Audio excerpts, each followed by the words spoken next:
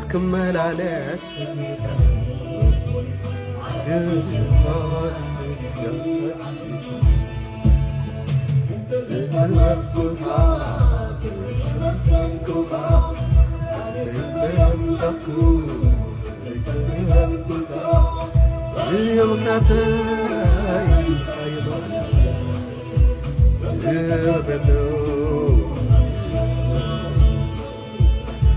ታየው ምክንያት ታየው ከም ዘይተገብረሉ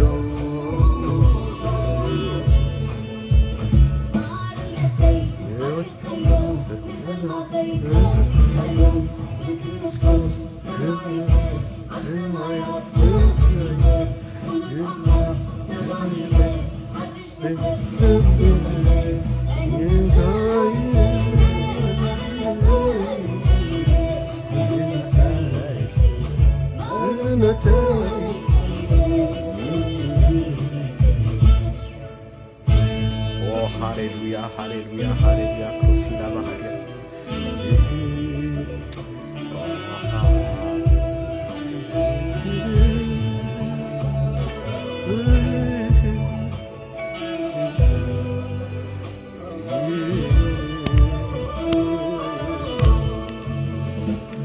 አቤት ሃሌሉያ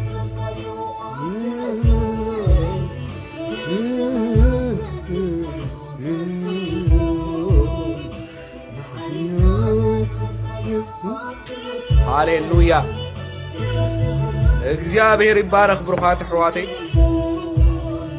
ኢየሱስ ጎይታ እዩ። ከመይ ቀኒኹም ለይ ከመይ ትኾኑ ሎማዓንቲ እግዚአብሔር ኣምላኽ ብዝረዳእኒ መጠን ገለ ሓሳብ ብዛዕባ ትንሳኤ ጎይታና ኢየሱስ ክርስቶስ ክዛረቤ ትንሳኤ ካበይ ተበጊሱ ትርጉሙ እንታይ እዩ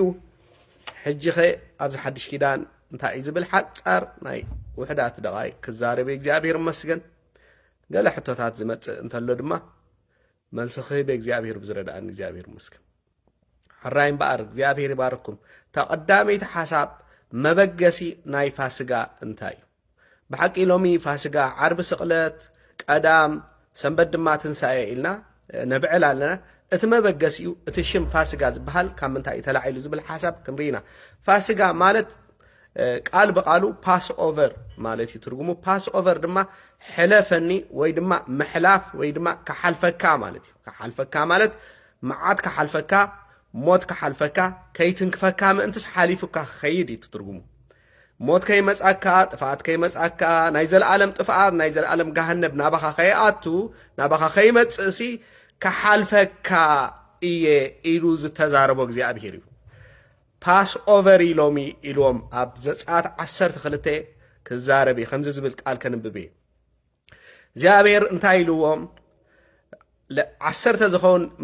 ዓሰርተ ዝኾን ተኣምራታት ክገብር ከሎ ኣብ ግብፂ ኣብታ ናይ መወዳእታ ኮይና መውፅኢት ካብ ግብፂ ንፈርዖን ስዒሮም ባሕሪ ሰንጢቆም ክወፁ ዝገበረት ታ ናይ መወዳእታ ተኣምራት እያ ማለት እዩ። ንሳ ድማ ጎይታ ብደምን ብገንሸል ናይ ፋሲጋኒ ገይርዋ ማለት እዩ። እግዚአብሔር መስገን እቲ ታሪክ አንብቦ ካብ መጀመርታ ገለ ሓሳቡ ድማ ክዛረበ ፋሲጋ ከውፃእኩም የሎሚ ግናኸይ ሓደ ገንሸል ሕረዱ ኢልዎም ጎደሎ ዘይብሉ ንነፍሲ ወከፍ ቤት ጎደሎ ዘይብሉ ሕረድ እሞ ሽዑ እቲ ደሙ ኢሉ ንስኻትኩም ኣብ ውሽጢ እተው እቲ ደሙ ድማ ኣብ ላዕላይን ኣብቲ ናይ ጎኒ ልዳትን ልኸይዎ ሽዑ ዝቐዝፍ መልኣኽ መፂኡ ንግብፃውያን ከጥፍኦም ከሎ ናብቲ ቤትኩም ኣይኣትውን እዩ ኣታ ሓሳባ። ስለዚ እቲ ዝቐዝፍ መልኣኽ ንግብፂ ክቐዝፍ ክመፅእ ከሎ ንዓኹም ክንሕፈኩም ሓሊፍኩም ክኸይድ ናብቶም ግብፃውያን ጥራይ ምእንቲ ደም ልኸዩ ኣብቲ ላዕላይ ልዳትን ኣብቲ ናይ ጎኒ ልዳትን ኢልዎም እግዚአብሔር ማለት ንደቂ እስራኤል ኣብ ግብፂ ኣብ ባርነት ከለው ማለት እዩ። ስለዚ ንሳቶም ከምኡ ገይሮም ገለ ሰለስተ ጥቕሲ ከንብበ ካብ ዘጸአት 12 ከምዚ ጌርኩም ድማ ክትበልዕዎ ኢኹም ኢሉ ነቲ ዝተሓርደ ኣብ ውሽጢ ገዛ ምስኣትኩም ከመይ ጌርኩም ኢኹም ክትበልዕዎ ዝብሎም ዘሎ ሓቋቑኹም ተዓጢቕኩም ኣሳእንኩም ኣብ እጋርኩም ኣእቲኹም ከዓ ኣብ እዳውኩም ሒዝኩም ቀልጢፍኩም ብልዕዎ ንሱ ፋሲጋ እግዚኣብሔር እዩ በዛ ለይቲ እዚኣ ብምድሪ ግብፂ ክሓልፍ እየ ካብ ሰብ ክሳዕ እንስሳ ንኩሉ በኽሪ ሃገር ግብፂ ክወቅዕ ኣብ ኩሎም ኣማልኽቲ ግብፂ ከዓ ፍርድታት ክገብር ኣነ እግዚኣብሔር ንምድሪ ግብፂ ምስ ዝወቅዕ ድማ ኣብተን ዘለኹምዎን ኣባይቲ ደም ምልክት ይኹንኩም ነቲ ደም ርኤ ክሓልፈኩም እየ እቲ ዘጥፍእ መዓት እውን ኣባኻትኩም ኣይከውንን እዩ ስለዚ ክሓልፈኩም እየ እዩ ዘሎ መዓት ናብ ቤትኩም ከየይእትዎ ሓሊፈ ንዓኹም ናብ ግብፃውያን ጥራይ ምእንቲ ክኸይድ ብመሰረቱ ንግብፃውያን ክብል ከሎ እግዚኣብሔር ምስኣቶም ፅልኢ ሃልይዎ ወይ ዝተፈላለየ ነገር ኣይኮነን እዚ ናይ ኣምልኾ ጉዳይ ስለ ዝኾነ እዩ ፈርዖን ኣነ ኣምላኽ ስለ ዝብል ነበረ ግብፃውያን ድማ ብትዕቢት ተወጢሮም ዝነበሩ ህዝቢ ስለ ዝኾነ ኣብቲ ሽዑ ግዜ እግዚኣብሔር ነቲ ዝግበር ዝነበረ ኣብ ግብፂ ዝግበር ዝነበረ ሓጢኣት ዳ እምበር ነቲ ህዝቢ ካብ እስራኤል ፈልዩ ኣዳልይዎ ማለት ኣይኮነን ንምንታይ ንእስራኤል ኣድሒኑ ንግብፂ ይቐትል ዝብል ሓሳብ ከይመፅእ ምእንቲ ማለት እዩ ስለዚ እግዚኣብሔር ኩሉ ግዜ ሕዋተይ ንደቂ ሰባት ብማዕረ ዝርኤና ግናኸ ኣብ ዓመፃ ምስ ንሽከል ግን እግዚኣብሔር ነቲ ናተይ ዝብሎ ህዝቢ ነቲ ዝእዘዞ ነቲ ካብ ዓመፃ ዝወፀ ንዑ ጥራይ ዘድሕን ስለዚ እምበር እግዚኣብሔር እንታይ ይብል ኔሽን ድማ ይፈጥር ስለ ዝነበረ ሃገር ድማ ይፈጥር ስለ ዝነበረ ንእግዚኣብሔር ትእዘዝ ብምምሕዳሩ ብናቱ ሕጊ ትኸይድ ሓንቲ እስራኤል ትበሃል ሃገር ድማ ይምስርት ስለ ዝነበረ ነዛ ሃገር እዚኣ ከውፃእ ከዓ ደልዩ ማለት እግዚኣብሔር መስገን ስለዚ እምበር እዛ ኔሽን እዚኣ ከይትጠፍእ ምእንቲ ኣነ ንኩሉ ኣብ ግብፂ ዘሎ ሓጢኣት ከወቕዐ ከጥፎየ ነቲ ሓጢኣተኛ ድማ ከጥፎየ ግናኸ ንስኻትኩም ህዝበይ ስለ ዝኾንኩም ሃገር ክገብረኩም ብስምኩም ክፅዋዕ ደልየ ስለ ዘለኹ ክሓልፈኩም ምእንቲ እቲ ዓመፃ ከይትንክፈኩም ምእንቲ ከይቀዝፈኩም ምእንቲ ንስኻትኩም ናብ ቤት እተው እሞ ከም ኩሉ ግብፃውያን ኣብ ቤት ዝኣተው ጥራይ ከዓ ከይትኾኑ ምእንቲ እቲ ደም ገንሸል ሓሪድኩም እቲ ደሙ ኣብ ላዕላይ ልዳትን ኣብቲ ናይ ጎኒ ልዳትን ልኸይዎ ስለዚ ኣነ ዝቐዝፍ መልኣኽ ክልእኽ እየ ኢሉ ዝቐዝፍ ማለት ዘጥፍእ ዝቐትል ኣብ ግብፂ ንዘሎ ሓጢኣት ብምሉእ ብዘይተረፍ ዘጥፍእ ሰብ ይኹን እንስሳ ይኹን ሓጢኣቱን ሰቡን ማለት እዩ እሞ ከምኣቶም ከይትኾኑ ኣነ ክፈልጠኩም ሓሊፈኩም ክኸይድ ምስኦም ለኪመ ከይቀዝፈኩም ምእንቲ ናይ ፓስ ኦቨር ደም ሕለፈኒ ዝብል ደም ኣብ ላዕላይ ልዳትን ኣብ ጎንን ግበሩ ኢልዎም ማለት እግዚኣብሔር መስገን ስለዚ እታ ፋሲጋ ኣብዚኣ ተጀሚራ ብሩኻት ኣሕዋተይ እግዚኣብሔር ካብ ዓመፃ ሕጂ ኸ ኣብ ሓድሽ ኪዳን እንታይ እንተኢልና ገንሸል ፋሲጋና ኢየሱስ ክርስቶስ ተሰዊ ኦልሬዲ ተሰዊ ሕጂ ስለዚ ንሕና ከምቲ እስራኤላውያን ኣብ ግብፂ ገንሸል እናሓርዶ እንዝሓርድዎ ምእንቲ ኸድሕነና ገንሸል ወይ ድማ በጃ ክኾነና ገንሸል ኣይኮንና ንሓርድ ሕጂ እቲ ገንሸል ፋሲጋና ዝበሃል ኢየሱስ ክርስቶስ ኦልሬዲ ተሰዊ ኣሕዋተይ ስለዚ እምበኣር እዚ ካብ ምቕዛፍ ዘድሕነካ ካብ ሞት ዘድሕነካ ካብ ናይ ዘለኣለም ጥፍኣት ካብ ናይ ዘለኣለም ሲኦል ዘድሕን ኢየሱስ ክርስቶስ እዩ እቲ ደም ኢየሱስ ክርስቶስ ሎም መዓንቲ ብትንሳኤኡን ብስቕለቱን ብሞቱን ብትንሳኤኡን እንድሕር ዳ ኣሚንና ብሓቂ ማለትና ኮይኑ እንድሕር ዳ ኣሚንና ኢየሱስ ክርስቶስ የድሕነና ማለት እዩ ካብቲ ዝመፅእ ናይ ዘለኣለም መቕዘፍቲ ፓስ ኦቨር ይገብረና ይሓልፈና ኣይትንክፈና ነቲ መቕዘፍቲ ሲኦል ኣይትትንክፈናን ክፉእ ነገር ኣይትንክፈናን ስለዚ ንሕና ብሰላም ናይ ዘለኣለም ህይወት ንወርስ እዚ ጥራይ ዘይኮነ ኣብዚ ምድሪ ድማ ብዙሕ እግዚኣብሔር ዝፈቐዶ ሰናይ ነገር ንረክብ ማለት እዩ ትዝዓበየ ነገር ግን እቲ ናይ ህይወት ነገር እግዚኣብሔር መስገን ስለዚ ጎይታ እንታይ ኢሉ ኣብ ወንጌል ማቴዎስ 11:28 ኣሕዋተይ ኣቱም ትፅዕሩን ፆር ዝኸበደኩምን ናባይ ንዑ ኣነ ከዕርፈኩም እየ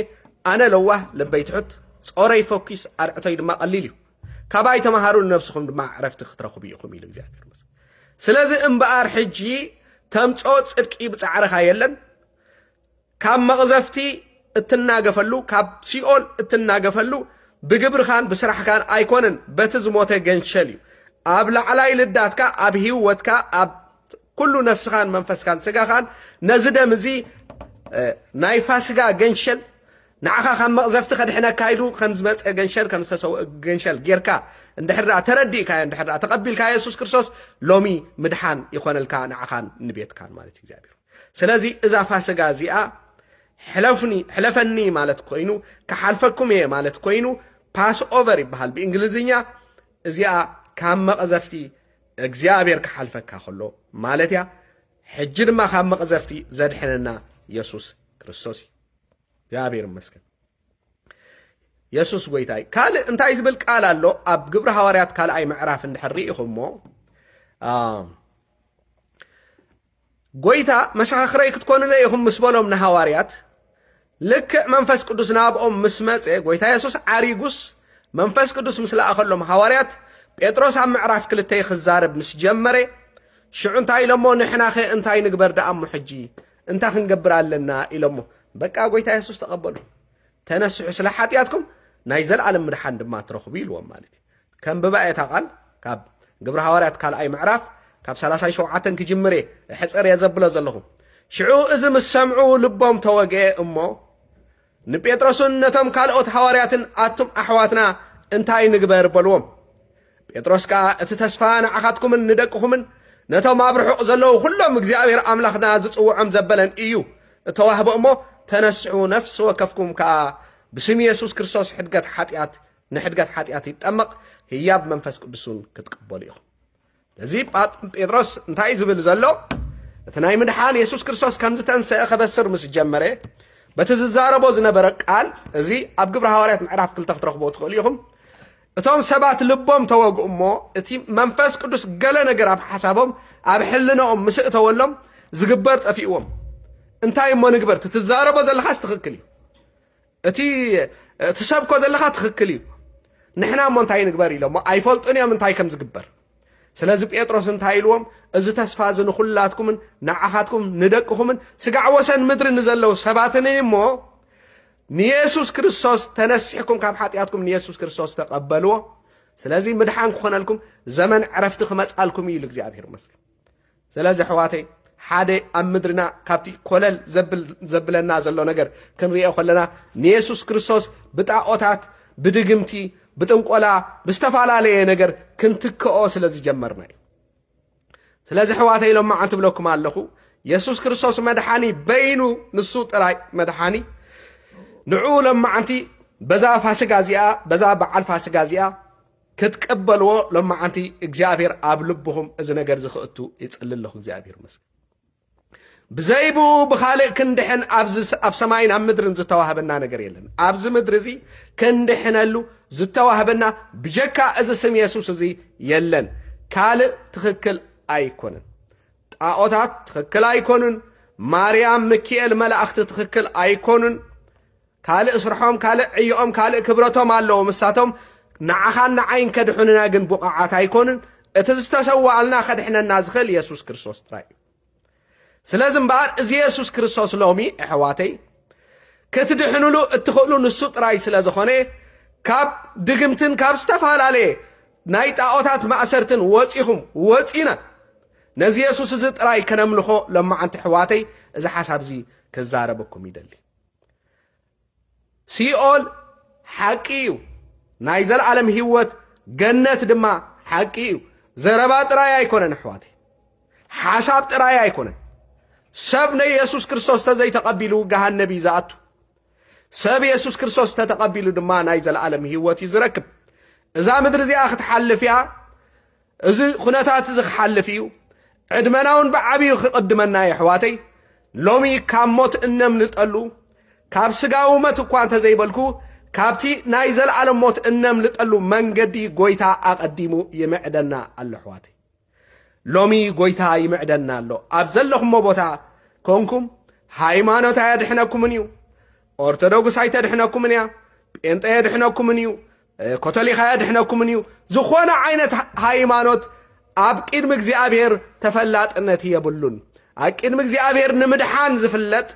ብቑዕ ከድሕን ይኽእል እዩ ዝተባህለ ኢየሱስ ክርስቶስ ጥራይ ኣሕዋቴ ስለዚ በዛ ፋሲጋ እዚኣ በዛ ኣጋጣሚ እዚኣ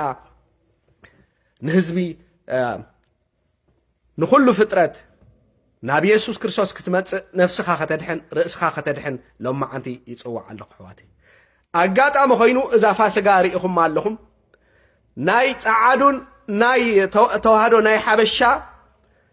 ኣብ ሓደ ዓመት at the same time ዝበዓለትላ ግዜያ ሓንቲ ሰብ ሕጂ ትዕለኒ ነይራ every 50 years ወይ ከዓ every 40 years ያ ትመጽእ እዚኣ ትብለኒ ነይራ ማለት እዩ ኣብ ዳርጋ ኣብ 50 ኣብ 40 ዓመት ዜራኽት ያ እዚ ነገር እዚ ትመጽእ እምበር ብዙሕ ኣይትመጽእን እያ እዛ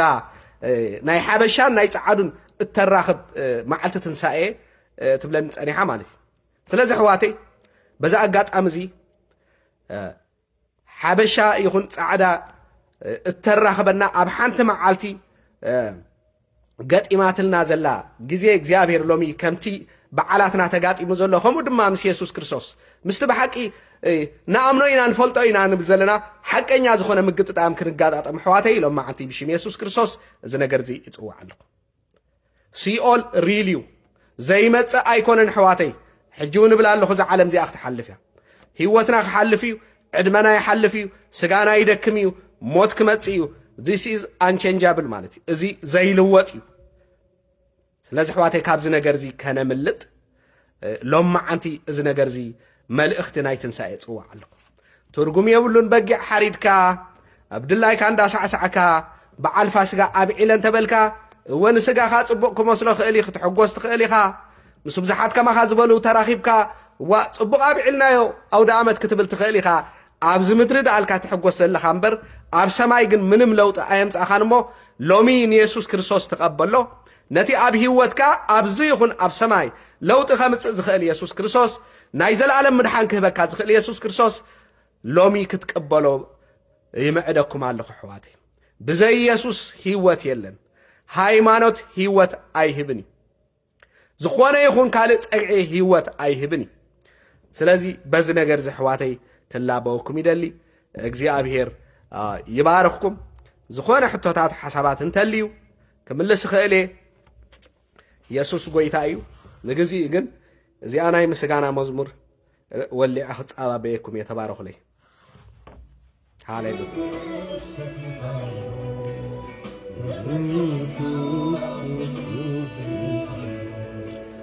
ሃሌሉያ ፖና ካሲላ ፓላቦስ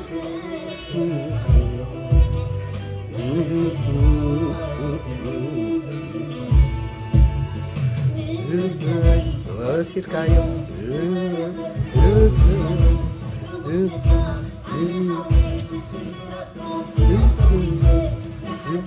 እሺ እግዚአብሔር ይመስገን ብሩኻት ኣሕዋተይ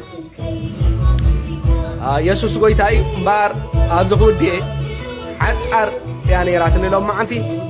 እዚኣ መልእኽቲ እዚኣ ኣብ ልብኹም ሕድርዋ መድሓኒ ኢየሱስ እዩ ካልእ መድሓኒ የለን ኣብዚ ምድሪ እዚ ኣብ ሰማይ ይኹን ኣብ ምድሪ ኢየሱስ ክርስቶስ መተካእታ የብሉን እሞ በዚ ዳግም ክትውለዱ እጽልሎ ሎማዓንቲ እላበወኩም ኣለ ካልእ ሓደ ነገር ክዛረበኩም ዝደሊ ሙት ግብሪ ዝበሃል ኣሎ ኣብ ቃል እግዚኣብሔር ሙት ማለት ሰብ ሞይቱ ከሎ ዝገብሮ ግብሪ ማለት እዩ ሞይትካ ከለኻ ንኢየሱስ ክርስቶስ ተቐቢልካ ህይወት ከይረኸብካ ውሽጥኻ ሪቫይቭ ከይኮነ ከሎ እንድሕር ሰናይ ግብሪ ጌርካ እቲ ሰናይ ግብሪ ኣይሕሰብን እዩ ምኽንያቱ ካብ ዝሞተ ሰብ እዩ ዝመጽእ ዘሎ ካብ ዝሞተ መንፈስ እዩ ዝመጽእ ዘሎ ካብ ዝሞተ ህይወት እዩ ዝመጽእ ዘሎ ኣሕዋተይ ስለዚ ዳግም ተወሊድካ ህይወት ምስ ረኸብካ ግና ስራሕካን ዕዮኻን ክቁጸረልካ ክድመረልካ ይኽእል ግናኸ ንምድሓንካ ዘይኮነስ ንዓስብኻ ንኻልእ ኣብዚ ምድሪ ድማ ንጽቡቕ ነገርካ እዩ ማለት እግዚአብሔር ይመስገን ኣብዚኣ ክውድየ ተባረኹለይ ጎይታ ይባርኩ